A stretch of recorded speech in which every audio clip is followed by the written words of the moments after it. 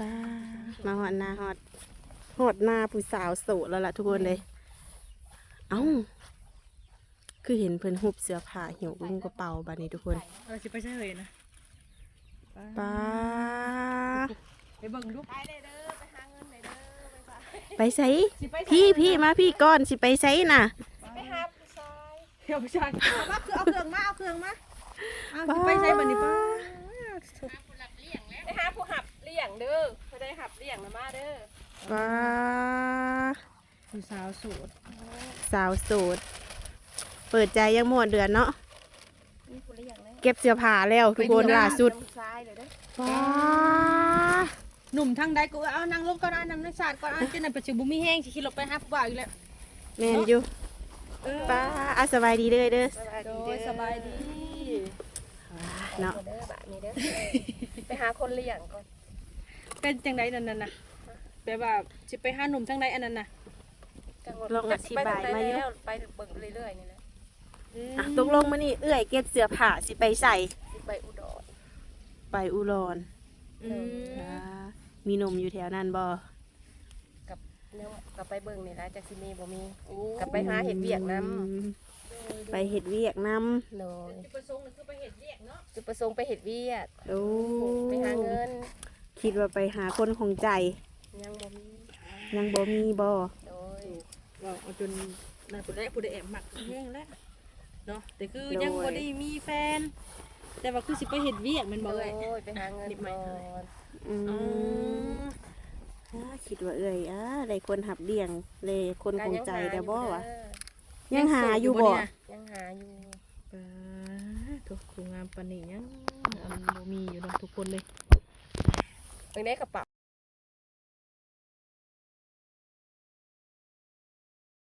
เห็นงานร้านอาหาร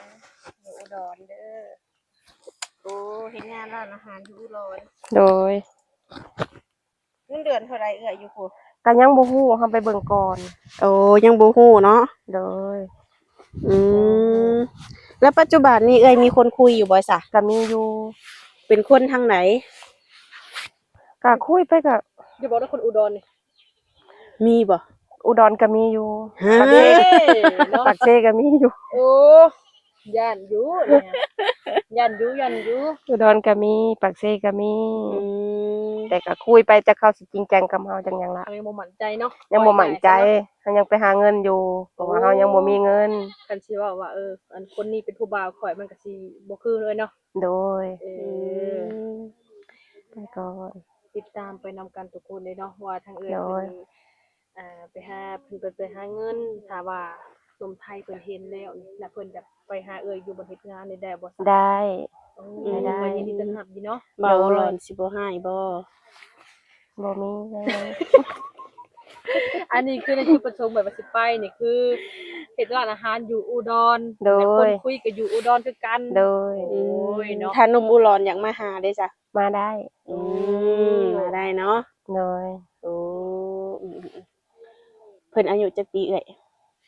บ่ได้ถามอายุเพิ่นได้ก็สิหลายอยู่ดอกบ่ได้ถามอายุเพิ่นโดยเลยบ่ได้คือความหมายทางเอื้อยไปแล้วนี่หลายเดือนบ่เอ่ยสิแม่ก็เฮามีเงินพุ่นละเฮ็ดบัตรเฮ็ดใบสปอร์ตเฮ็ดใบสปอร์ตท่องเที่ยวก็ต้องเที่ยวไปเที่ยวมาโดยก็เที่ยวต่ออยู่แล้วเนาะโดยไปต่ออยู่ไสนี่ต่อดังเถื่อก็ไปทางอุดรหั่นล่ะเถื่อมามุกก็ได้แบบเสียนะเนาะเบิ่งตัวจริงเนาะเบิ่งตัวจริงก่อนมึงจะกลับมาทางที่ก็จะได้มาเยี่ยมบ้านเลยเนาะโดยต้องมาหาลูกพร้อมไป1ต้องมา2ซาน้อยเด้อมันมีบ่แม่นเพราะว่าอย่างขี้ร้ายนี่ไปต้องไปคนเดียวแล้วเนาะต้องเกิดมาต้อง2คนเด้อเอามาฝากน้องให้น้องนี่แต่ครั้งแรกว่าสิลงปากเซอยู่คือกันได้ผู้บ่าวปากเซก็ว่าสิไปไทยคือกันลาวแล้วความหมายพวกตะกี้เอื้อยนี่สิลงไปปากเซโดยเพิ่นยังบ่แล้วเวียกโอ้ตัดใจไอ้พุ่นซะไปหาเงินก่อนเนาะไปหาเงินก่อนไปเปิดหูเปิดตาก็ว่าแม่นเนาะตังไปเที่ยวนำแม่นคือเอื้อยนี่ลมผู้บ่าวปากเซกับอยู่อุดร2แม่นบ่2คนบ่ ก็ยังบ่แน่แล้ ก็ ว คือลม ลม หรือว่าคุยซื่อๆเนาะ โดย แต่ยังบ่มีคนพิเศษใน โด ใจ ย ว่าซั่นๆเอาไว้เนาะ แม่น โอ้ นมทั้งปากเซ่ฮู้แล้วบ่เอ้ยสิไปนี่ ก็บอกเพิ่นแล้ว บอกแล้วเนาะ โดย เพิ่นก็บ่ได้ห้ามบ่ เพิ่นก็ห้ามอยู่ก็บอกว่าสิไปหาพ่อลุงพร้อม อืม พ่อลุงเพิ่นก็บ่สำบายหั่นนี่เลยสิไปหาเพิ่นนำ อืม ก็เลยต่างหางานทำพร้อม อย่ามาโทรหาตกใจอ้าวไปจุ่มเส้นมาขึ้นรถเนาะบ่ให้ทางเอื้อยนี่ เลย ขามมื้อนี้เลยวะ ก็สิขามมานี่ล่ะ โอ้ใครไปส่งมื้อนี้อะ ก็ให้อ้ายนี่แหละไปส่ง ส่งฮอดหมกส่ง ส่งฮอดด่าน เราขอโทษว่าผมก็ผิด โดย คือฮอดด่านเลยเนาะ โดย โอ้ก็บ่ได้ไปซื้อปิ้งไก่บ่เซโนไปฝากครูบานี่ เพิ่นสิอยากกินอยู่บ่ปิ้งไก่นี่เนาะถามเพิ่นได้เด้อ อ๋อว่าบ่ได้เนาะสาวเซโนสาวสาวนาเขต อืม ไปแล้วก็ปิ้งไก่ใหญ่ โดย ที่ว่าอันหนุ่มไทยต้มซาวลาวก็เป็นไปบ่ได้ทุกเพลงเลยเนาะ แม่น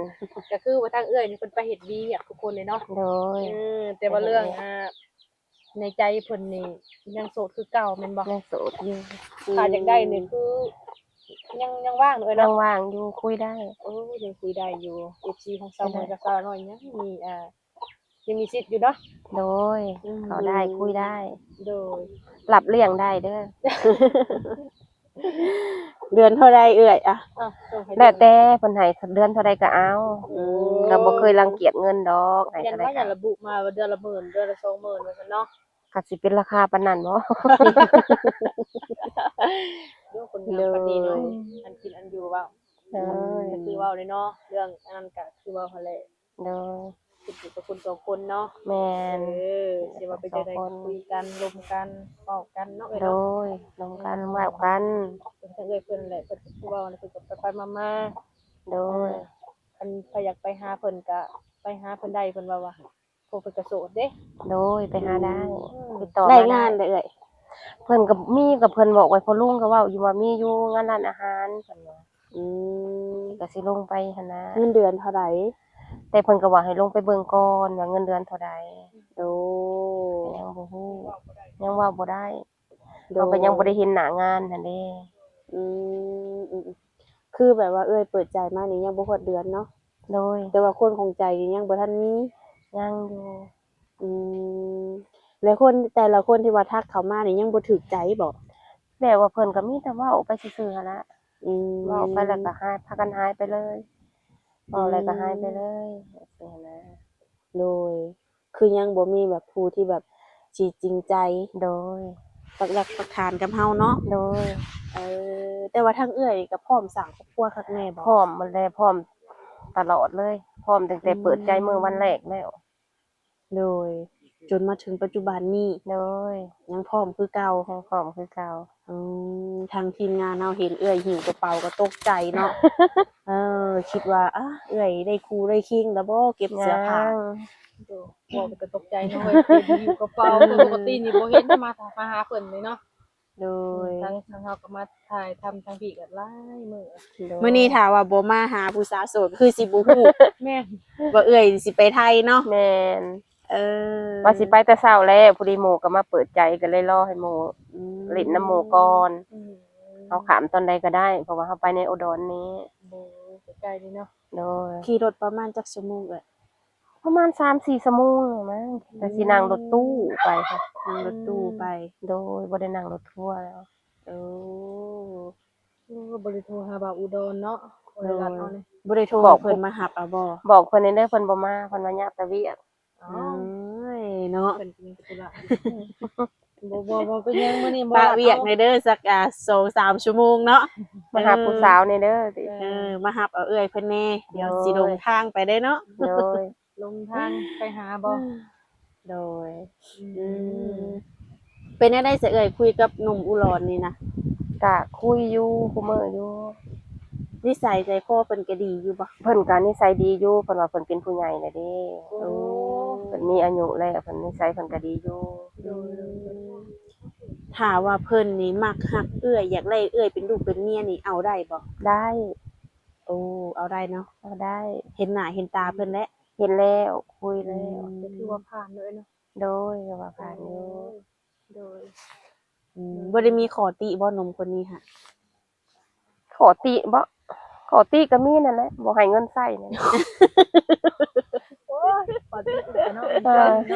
ขอติก็มีขอเดียวนี่ล่ะ ขอเดียว ให้ นี่ เงินใช้ บ่ นี่ล่ะต้องการเงินใช้นี่ล่ะ คุยกันว่าติ แม่นคุยกัน บ่ได้กินเนาะ เนาะ พอแห้งนี่เนาะว้า บัตรเติมเงินนำเด้อแค่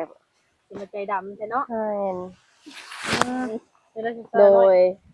ตั้งแต่ว่าคุยกับเพิ่นมานี่น่ะ เพิ่นก็เคยส่งยืนเอื้อยอยู่บ่ ก็มีอยู่ อืม แต่แบบก็บ่ได้บ่อย ถ้าเพิ่นอยากให้เอื้อยไปหานี่ไปบ่นี่ จะไปหาเฮ็ดเวียกก่อน โอ้เรื่องมันปล่อยกำลังเนาะ เรื่องนั้นค่อยคุยกันนำหลัง อืมโดยโอ้ก็คือ